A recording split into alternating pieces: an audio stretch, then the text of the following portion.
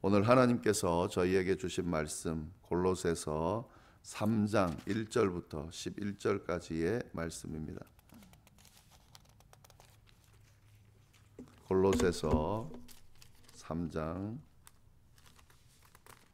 1절부터 11절까지의 말씀, 우리 한 목소리로 천천히 봉독하도록 하겠습니다. 그러므로 너희가 그리스도와 함께 다시 살리심을 받았으면 위의 것을 찾으라.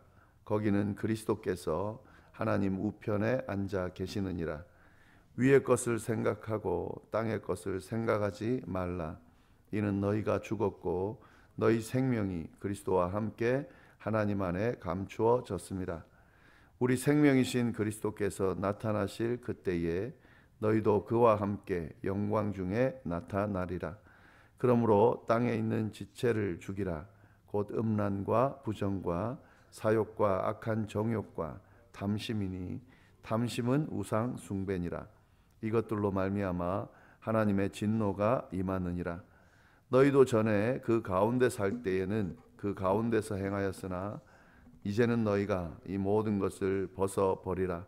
곧 분함과 노여움과 악의와 비방과 너희의 입에 부끄러운 말이라. 너희가 서로 거짓말을 하지 말라.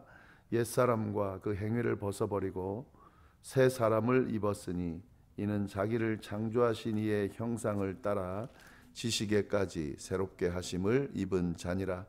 거기에는 헬라인이나 유대인이나 할레파나 무할레파나 야만인이나 스구디아인이나 종이나 자유인이 차별이 있을 수 없나니 오직 그리스도는 만유시요 만유 안에 계시느니라. 아멘.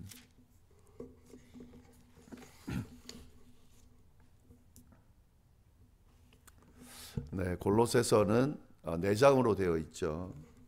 내용은 크게 두 부분으로 나눠진다라는 말씀을 드렸습니다. 1장, 2장은 이 그리스도에 대한 교리의 내용, 그리스도의 우월성, 또 어떻게 하면 그리스도인이 되는지 이런 교리에 대한 내용들이 나옵니다. 그리고 3장, 4장은 그리스도인으로서 어떻게 살아야 되는가, 삶에 대한 부분, 실천에 대한 부분이 나옵니다.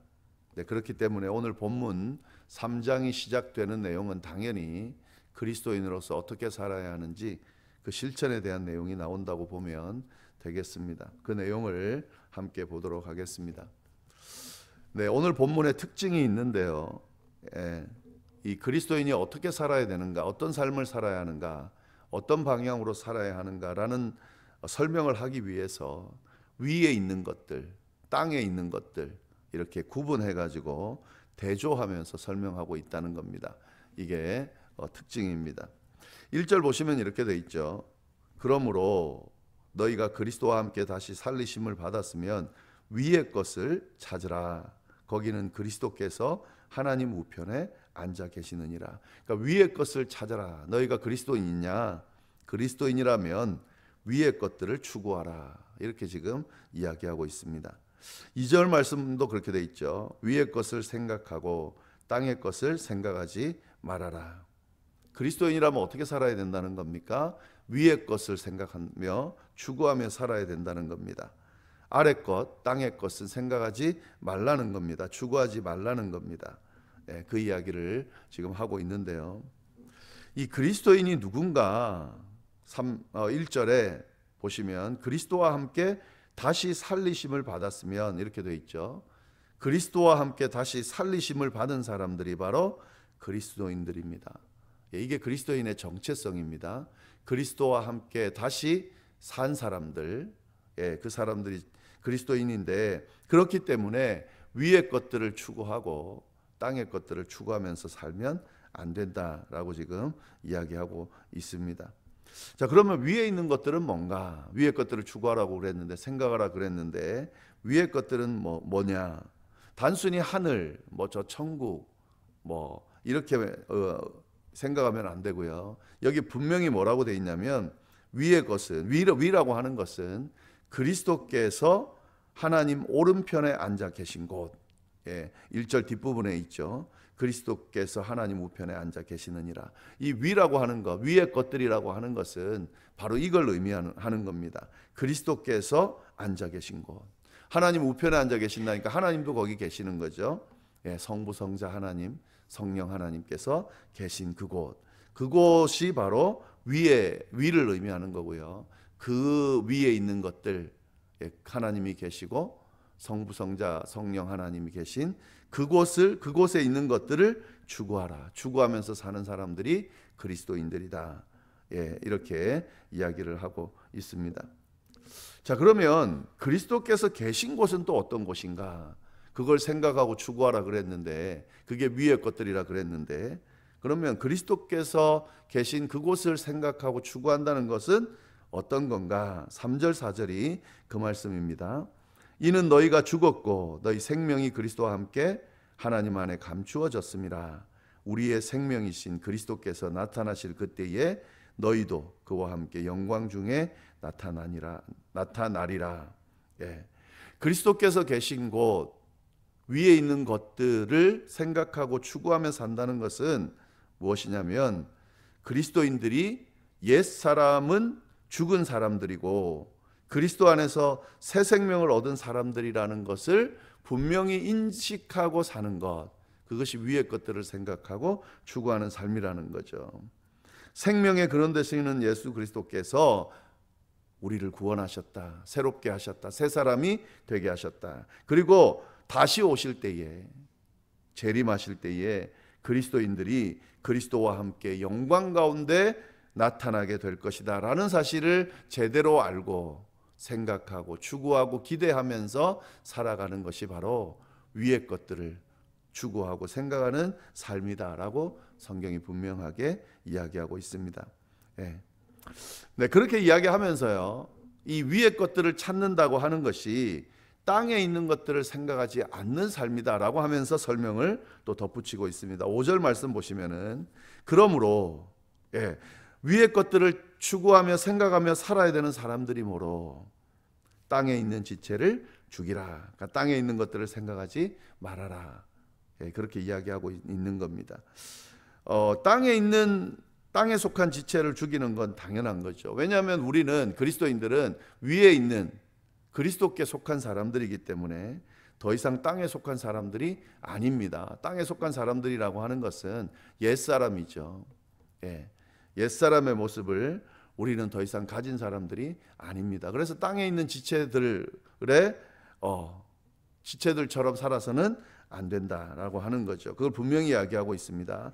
그러면서 땅에 속한 지체들이 뭔가를 자세하게 설명하고 있습니다. 5절 보시면은요, 음란, 부정, 사욕, 악한 정욕, 탐심. 그리고 탐심이라고 하는 것은 우상숭배다, 이렇게까지 이야기를 하고 있습니다.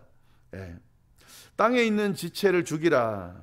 이거 우리 인간들이 본능적으로 추구하는 것들입니다. 음란하고 부정하고 개인의 욕심으로 사로잡혀 있고, 악한 정욕, 자기의 욕심을 얻기 위해서는 어떤 것도 할 수 있는 그런 모습들, 그리고 탐심, 막 욕심내는 거, 막 만족하지 못하는 거, 이런 것들이 탐심이죠.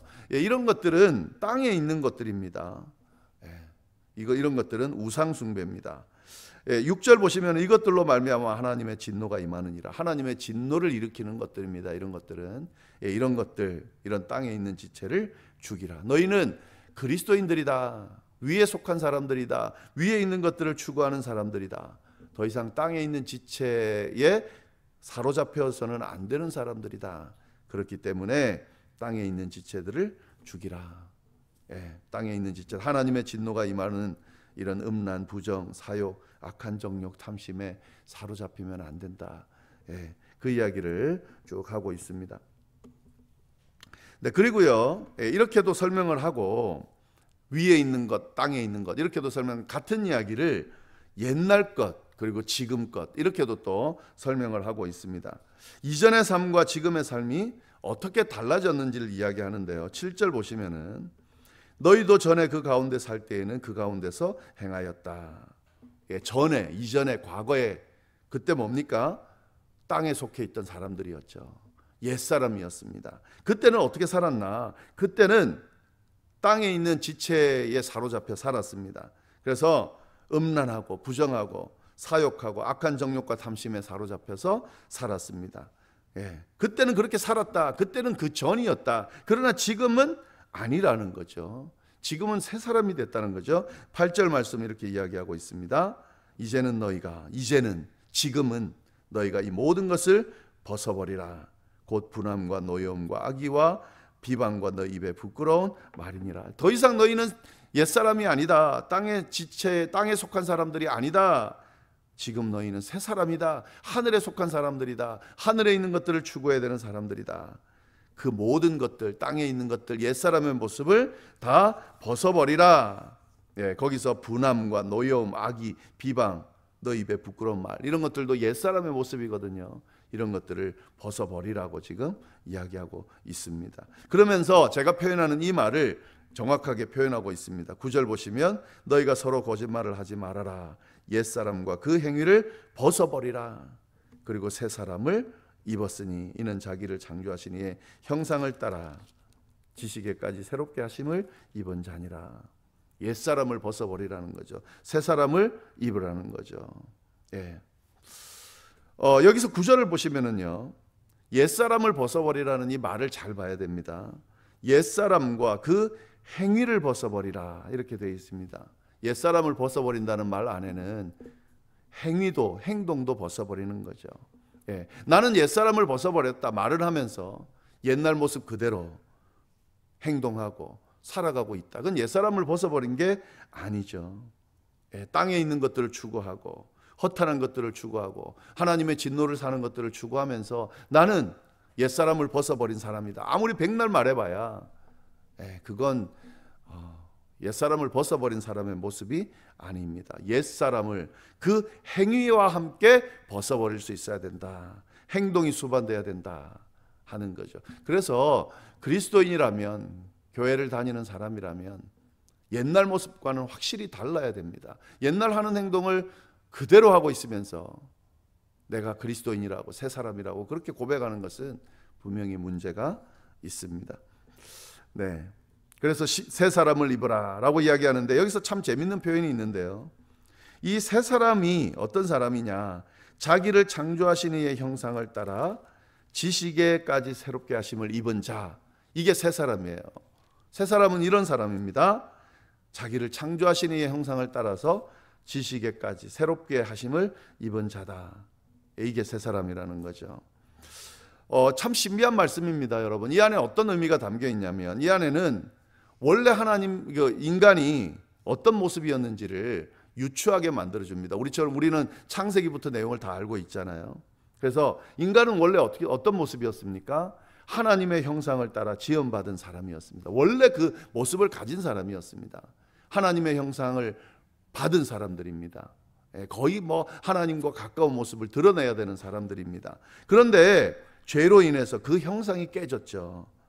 왜곡됐습니다. 더 이상 하나님의 형상을 드러내지 못하도록, 하나님의 형상에 따라 살지 못하도록 죄로 인해서 그렇게 됐습니다. 그게 옛사람이에요. 근데 예수 그리스도를 통해서 새 사람이 됐다는 것은 그때 처음에 하나님의 형상을 따라 지음받았던 그 모습을 회복했다는 걸 의미하는 겁니다. 이게 새 사람의 의미입니다. 근데 여기서 표현하는 것은 회복이 됐는데 완전히 옛날 그 처음 창조될 때의 그 형상의 모습을 바로 바뀐 게 아니라 그 형상을 회복해 가고 있다.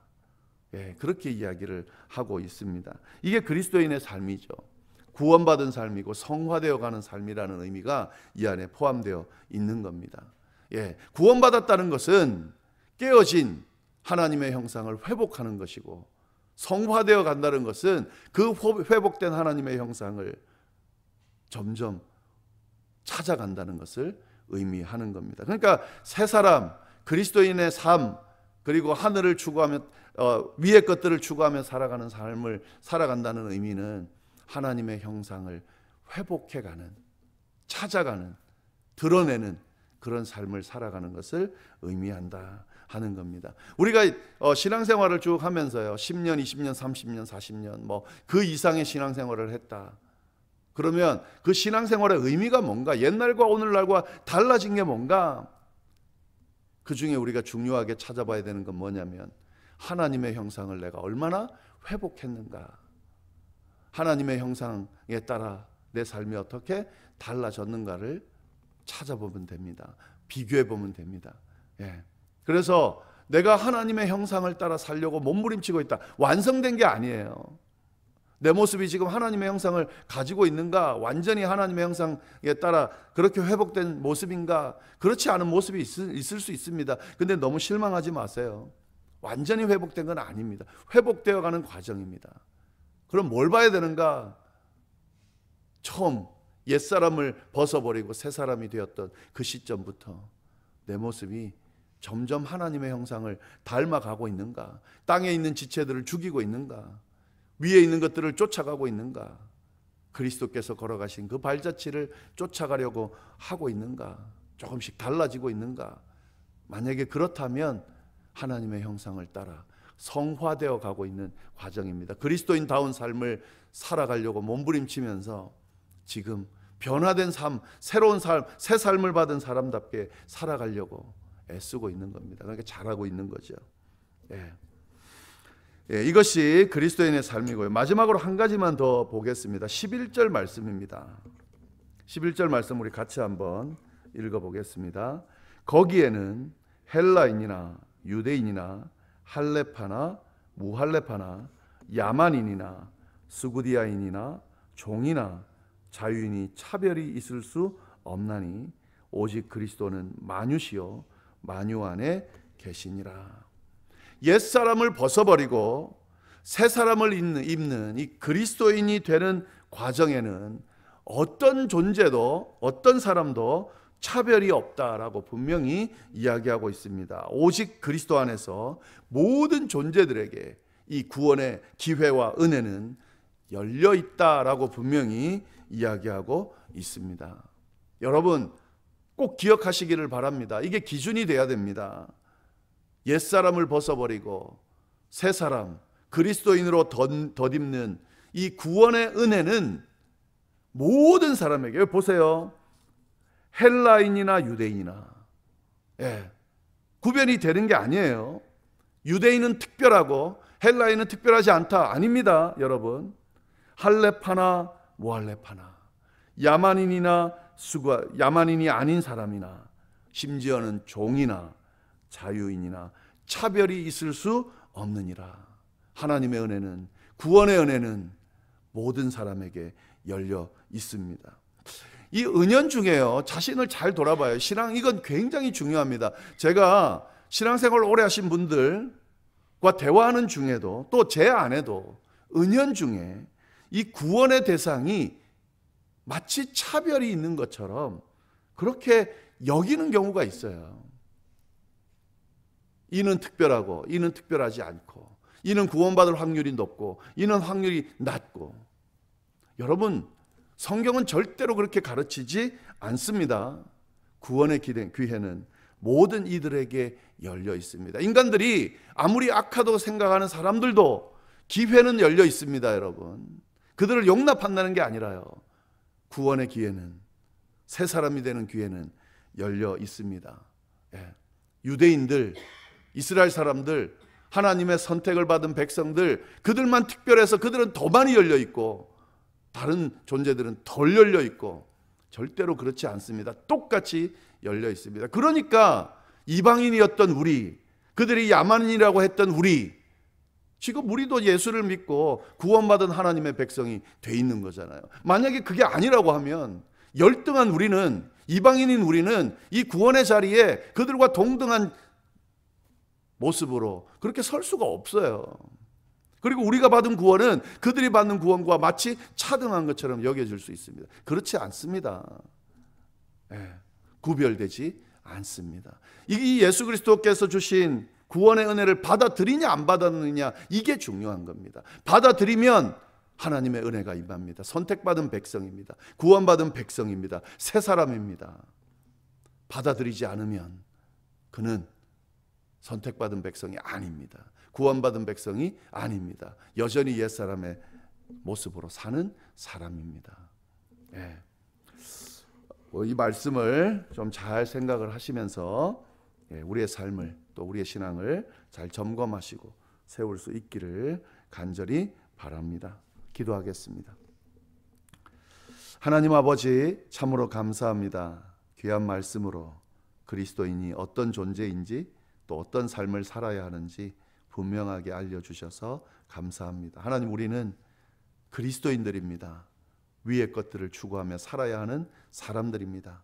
땅에 있는 것들을, 땅에 있는 지체들을 죽이고 살아야 되는 사람들입니다. 하나님, 이 정체성에 맞는 삶을, 옛사람을 벗어버리고 새 사람의 삶을 살아가는 우리가 될 수 있도록 인도하여 주시고, 하나님의 형상을 회복하며 하나님의 형상을 드러내며 사는 우리의 삶이 되도록 인도하여 주옵소서. 하나님, 이 기회를 모든 이들에게 허락해 주셔서 감사합니다. 하나님, 주님께서 허락하신 이 기회를 이 세상 모든 인류가 받아들이게 될 수 있도록 주여 역사하여 주옵소서. 이 구원의 은혜가 얼마나 귀한 것인지 주님, 그들이 깨달을 수 있도록, 받아들일 수 있도록 주여 인도하여 주옵소서. 이를 위하여 더 기도하고 더 전도하고 선교하는 우리가 될 수 있도록 주여 인도하여 주옵소서. 감사하며 모든 말씀 예수님의 이름으로 기도드립니다. 아멘.